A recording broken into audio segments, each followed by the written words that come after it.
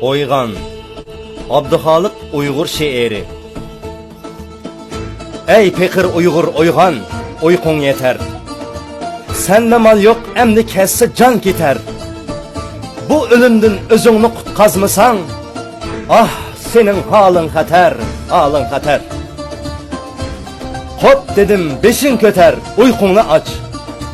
Rakibin beşini kes, kanını çaç. Köz içip etrafı obdan bakmasan, ölüsen armanda bir gün yok ilaç. Helimo cansızgı okşaydı tenin. Şoňa yok mu ança ölümdün hemen.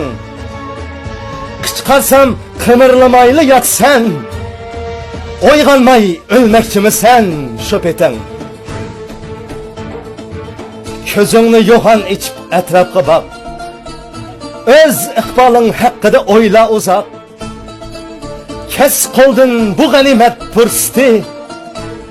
Gelecek işin çatak, işin çatak. İçiner köňlüm sana ey Uygurum. Sebdişim, kirindişim, bir tukkunum. Köyünüp halını oygatsam seni, anlamaysan zadinime bulgunun. Kelidi bir gün püşeyman kılısan, tektige gepnin şu çağda yetsen, hep desen uçağı öldürmey kalır.